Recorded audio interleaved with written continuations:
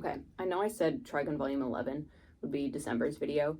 I've got the script mostly done, but it's not making it out before the end of the year. Expect that video up within the next 2 weeks, but for today, I just want to do something chill.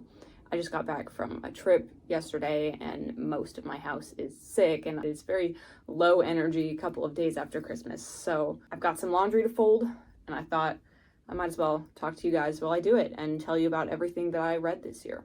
I'm just gonna go through my Goodreads and I'll add to my tier list from the Lent video that I did. I won't really be covering those books in this video because I covered them a lot more in depth in the other video, but I'll at least mention them. So we'll just hang out, I'll fold my laundry, and I'll talk about the books that I read this year. The first thing I read this year, I actually reread The Hunger Games. Every time I reread them, I just find that they're so relevant and poignant and insightful, and I think that they're true classics. I just adore Katniss as a main character. I feel like Suzanne Collins is an author who knows what she wants to say and knows exactly how to say it to the reader. And so I just find her very efficient.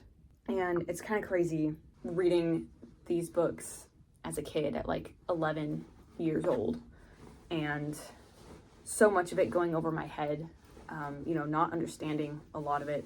And then rereading them at 24, 25. I'm older than all of the characters. It's just, I said all this stuff in my Lent reading video already about Mockingjay, but I think it's odd. I think that Catching Fire is the best book in the trilogy, which is strange because most trilogies, the middle link is the weakest link, but not so with Miss Suzanne here. I think that Catching Fire does everything that the first Hunger Games book does, but bigger and better, and that's really hard to pull off with a sequel. So I would put those two in S tier. I think I had put Mockingjay in A tier, not because I think it's a worse book, it is just so much more difficult to read than the other books. There's no fun part. It is not badly written, it's not a slog, it's just emotionally so difficult to get through, even though it's a strikingly necessary read. I also read The Ballad of Songbirds and Snakes. Now, I will say going into that book, I did not have the highest expectations for it. Not that I didn't trust Suzanne, but I just don't really trust sequels and prequels that come out, a decade or more after the original thing and add some unnecessary part into the story. That's kind of what I was expecting. So I had fairly low expectations, but I think that novel really blew me away with how well it builds on the world of the Hunger Games, how despicable Coriolanus Snow is as a character. We're inside his head, but we feel no sympathy for him. It's remarkable how he justifies all these atrocities to himself and believes that everyone else must think the same way that he does. Real fun to just have like a hateable sort of character. The few complaints I did have with the book, though, I just thought that the overt ties to Katniss's story were completely unnecessary. Snow didn't need to be there to witness the hanging of the Hanging Tree song. Lucy Gray didn't have to write that song. It felt like it made the world too small. It felt like then Katniss becomes then this chosen one, this specter that is meant to haunt Snow and take him down. I just didn't really love that angle that it took. But other than that, I thought it was a very enjoyable read, A tier. Okay, the next thing that I think I read was the Hunter x Hunter manga, the volumes that did not get adapted into the TV show. Enjoyed it, but I talked about that in the other video. So if you want to hear my thoughts about that, you can watch that there. I think I put that at A tier. I read all of Dungeon Meshi and all of Golden Kamuy. Dungeon Meshi I put at A tier, loved it, loved what the author did specifically with Mithrin. I won't go into that because it is spoilers for anime onlys. In this house, we are Mithrin mains. Golden Kamuy, one of my favorite mangas I have ever read. It's so insane, it's so obscene, but it is so much fun. I think I'm gonna start working on some Golden Kamuy videos once I finish with Trigun. Genuinely, I think one of the most well-crafted stories I have ever read. S tier. If you are interested in reading it, just know though that there's a lot of trigger warnings that you might want to be aware of before going into it. I read The Giver. I put that at C tier, I think. Not that I didn't like it. I just wish that I had read it in school when I was younger. I felt like it would have impacted me more. C tier is I didn't dislike it, but I didn't love it. It was it was a book and I enjoyed reading it. Brothers Karamazov, insane book. That is, I think, now my favorite book of all time. Easy S tier. The Road, which was previously my favorite book until I read Brothers K. Also reread that. That's an S tier. And then, of course, I've been reading Trigun. I think this year I did volumes 5 through 11. One look at my channel should tell you all that you need to know about how I feel about Trigun. So I won't harp on that too long. I'm just going to put all that in S tier and we'll move on. One of my least favorite things, actually, that I read this year was Adorning the Dark by Andrew Peterson. Now, this was something that I've been wanting to read for a while. It was kind of advertised as a book that talks about the relationship between art and faith. The subtitle is Thoughts on Community Calling and the Mystery of Making. So I thought that it would be more of a commentary on people of faith going about making art that is not necessarily about their faith, but influenced by faith. And that's not really what I got. It was more of just Andrew Peterson talking about his life and his journey and stuff, which is fine, but that's not really what I wanted to read. So I'm going to put that at D tier because I just felt like it didn't say anything new. It didn't provide any insight. It didn't tackle any topics or make me think about faith and art in any sort of different way. I thought that I'd be taking notes or screenshots or something, but it didn't do anything for me. And I feel bad for saying that, but that was my experience. Andrew Peterson wrote the Wingfeather Saga. I liked that series. I thought it was fun, but it is very much for children. And his book about making and community and calling and art and faith kind of still has that level. If I'm reading about someone talking about art and faith, I want to get into the meat of things. I want it to have teeth to it. Andrew Peterson to me seems like the kind of guy that thinks that Narnia and Lord of the Rings is the peak of all fiction. And I love both of those series dearly. But there's so much more beyond those. There's so much more written by people of Christian background or informed by Christian faith, that goes far beyond the scope of those two series, because those are at their heart written for children. I'm not disparaging those series. I'm not disparaging things that are written for children, but it's like, I'm not a child. I want to read something that is going to challenge me, that is going to make me grow, that is going to make me think about myself or others or God. Something without any teeth in it is not going to get me thinking, something that doesn't look at the reality of life and the depravity of the world and that isn't afraid to depict heinous things and talk about horrible truths and the difficulty of living a life of faith in a world that is broken and tragic. Like, the Brothers Karamazov does that. Trigun does that. There's dozens of other things out there that just have so much more to say and that are so beautiful and so real. I just feel like there's so much more that this book could have been that it wasn't. Another thing I read this year that was very disappointing to me, I'm so sorry for this, Madison, but Kitchen by Banana Yoshimoto. This has been recommended to me by a couple of people. Someone that I know, it's like her absolute favorite book of all time. I thought it was fine. It was so short. It was so quick. I felt like I didn't have the time to really get to know these characters. I felt like the characters didn't have time to get to know each other. There was a short story at the end of the book that was like unconnected from everything else that happened in the book. It was just a short story of the authors that she put in at the end. And I thought that story was like so much better than the actual text of the novel itself. Kitchen is about a girl whose family dies and then she moves in with like a friend or a neighbor, this guy that's like roughly her age and his trans mom. And so she like lives with them and they kind of form a little family together and she starts to feel welcomed again after her grandmother had passed. And then like the mom gets hate crimed and killed like abruptly, and then it's just the main character and this other guy, and they kind of start to drift apart and kind of maybe come back together. I just felt like there wasn't enough time for me to get attached to any of these characters. Like the mom character I thought was great. Would have loved more of her, but then when the emotional climax of the story kind of hinges on the girl and the son, it doesn't really do anything for me when I felt like these people weren't super well connected to begin with. If the book had been longer and we'd built up more of a relationship with these characters, maybe I would have felt something. But I just felt like overall it wasn't, maybe it just wasn't the kind of story that was for me. I'll put that in C, low C, high D. I don't know.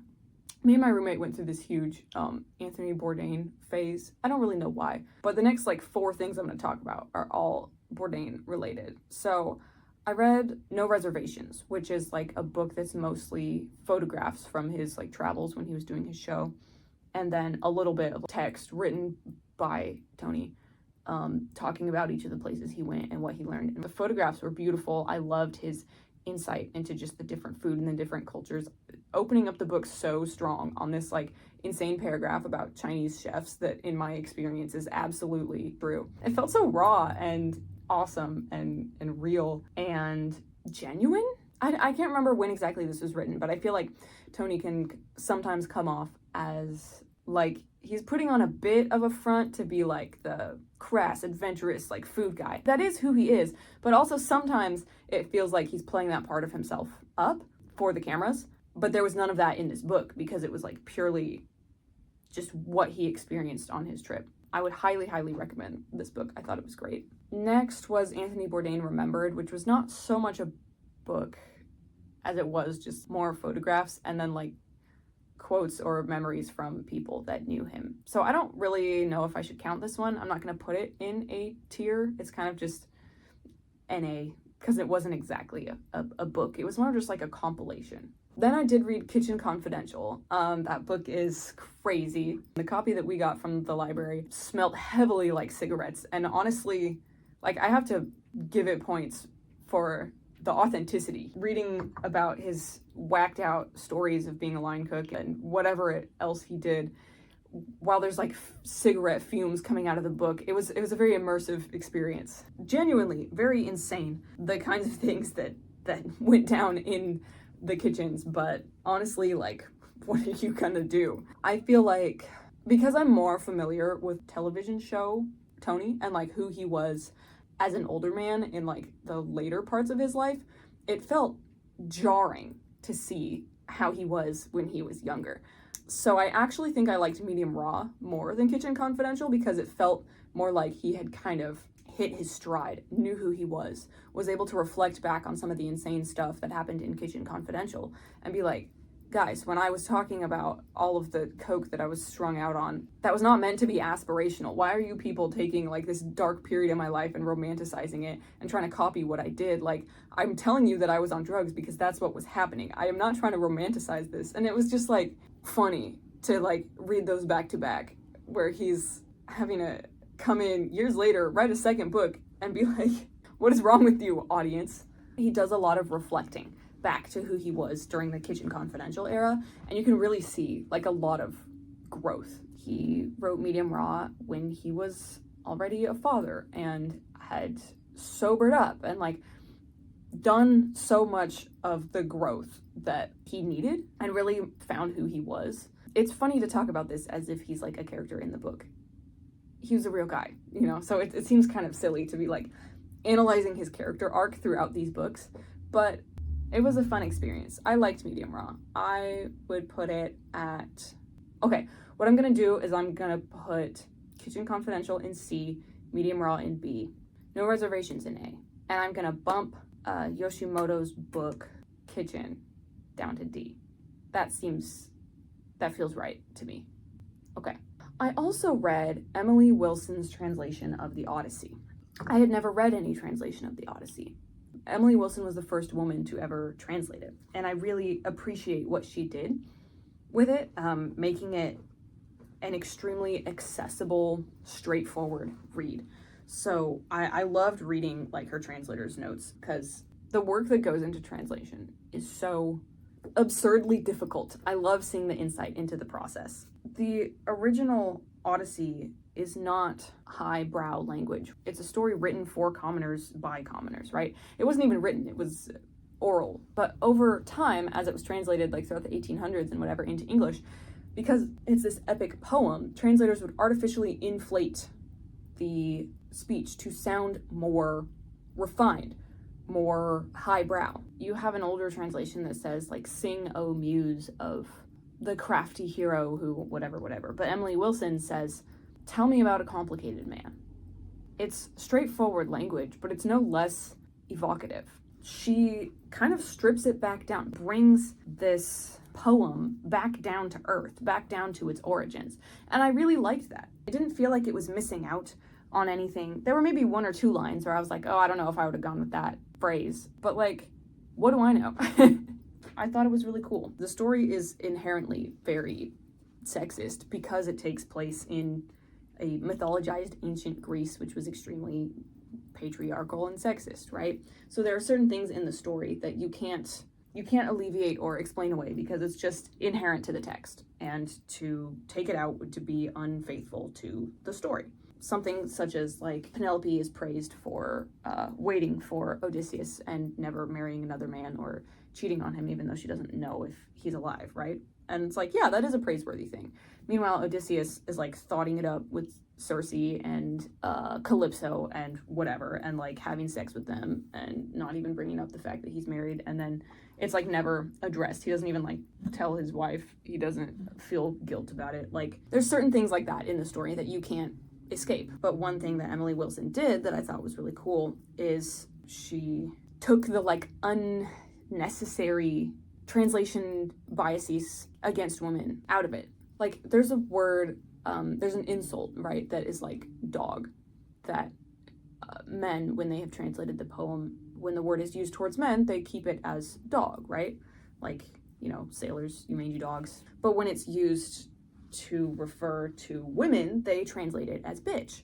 And that is completely different. Those two things are the same word in the Greek, right? So both men and women should be insulted equally as dogs and not have this misogynist like bent to it. And that's just like one example of many different things that she talks about in her translator's notes. I would probably put it at a solid B. I have her copy of the Iliad on request from the library, so I will be reading that soon.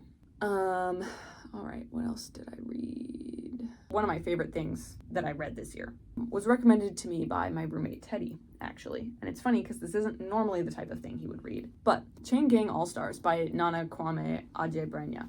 Incredible book. It is known that I'm like a sucker for the death game genre. I do love me The Hunger Games, The Most Dangerous Game. It has to be said, I do enjoy a good death game story. And what a story Chain Gang All-Stars is. I would give that like an S tier. It's a scathing critique of the prison industrial complex that takes place in just like a slightly different world than our own. Death row prisoners are given the option to sign a contract to become part of the Chain Gang All-Stars program, which means they will fight in death matches against other people who are in the program. And if you survive the program for 3 years, you win your freedom.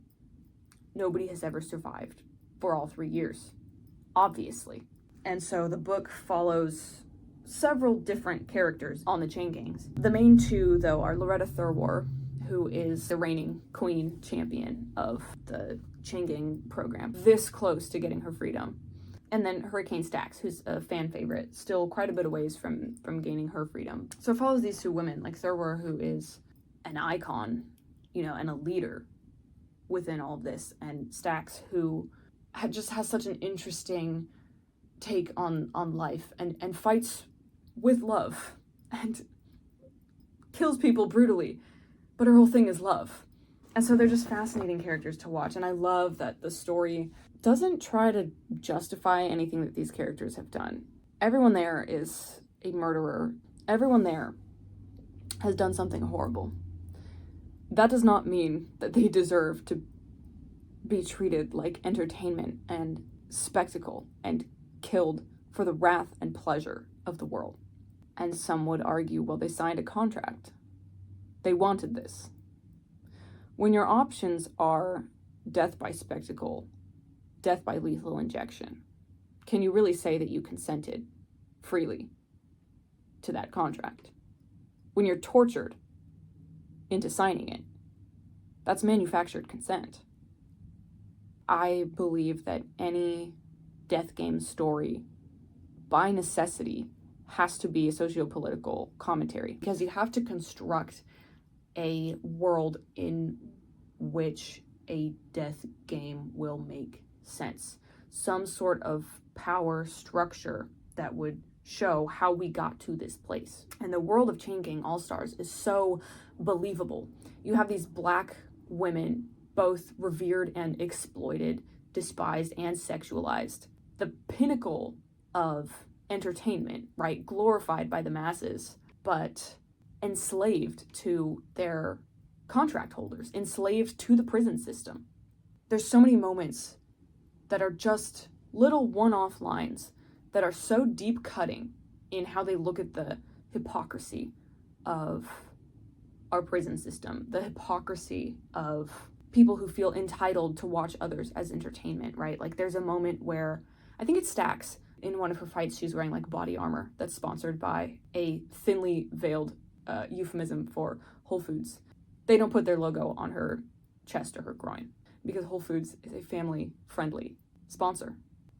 Family-friendly in a death game. The hypocrisy. Or there's another example where there's a point of view character. We get a couple chapters. He sucks so bad. He's just like this crazy fanboy. He's like, oh yeah, like I love Thrower. I'm like a feminist because like I support her in this fight. When we see him being like horrible to his girlfriend and like just this fanboy that's like obsessed and engrossed in these horrible live sporting events that are not sporting events but death events, and he proudly calls himself a feminist because he roots for the girls. Or like Sai, who's like a non-binary or trans character, I forget, but some fangirls come up to them and are like, oh, we just want you to know we like totally support your whole thing, like you're so brave for like being trans. And Sai is like, cool, are you gonna like bust me out of here? Like, are you gonna help me escape my death sentence? And the girls are like, oh, like, no, we can't do that. And Sai is basically like, cool, your support for my gender identity means nothing to me if you don't even care that I'm like out here to get killed. So many moments like that are just so piercingly insightful. And I love that the story never shies away from the fact that like these are horrible people. And yet they do not deserve to be treated like this. So I sincerely look forward to reading more of Ajay Brenya's work. I know he has at least one other novel out, but I'll definitely be looking more into that. Phenomenal book. I found that the chapters with, even though they're somewhat minor characters, the chapters with Simon J. Kraft and Singer Hendricks were incredible. Simon J. Kraft was a chain gang competitor who was a murderer and a rapist, but tortured until he was basically nothing more than a bloodthirsty animal. And Singer Hendricks lost an arm while working at a meat plant in the prison, and they form this bond that is very, very unique. Like Singer is somehow able to get through to Simon when he's mostly an empty shell of a man. I don't know, it's just a good book. And then there's two things that I'm currently reading. I am rereading Del Toro Quest, which was one of my favorite fantasy series as a kid. I made a whole video on it. If you haven't seen it, go check it out. It was so much fun, and I'm really proud of it. So I'm 4 books into that. I've read The Forest of Silence, The Lake of Tears, City of the Rats, and The Shifting Sands. I'm working on Dread Mountain now. And then I am reading a book called Art and Faith by Makoto Fujimura. I have only read the introduction, but I had to put the book down because I needed to go get a notebook and take notes on every page of this book. It was blowing my mind. This is, to me, what I had wanted out of Adorning the Dark. So I haven't finished it, but I bought a copy of it, and I am certain that it will be everything I wanted and more.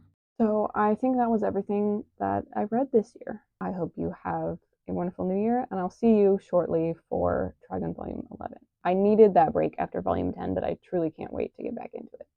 So thanks for watching, and I'll see you next time.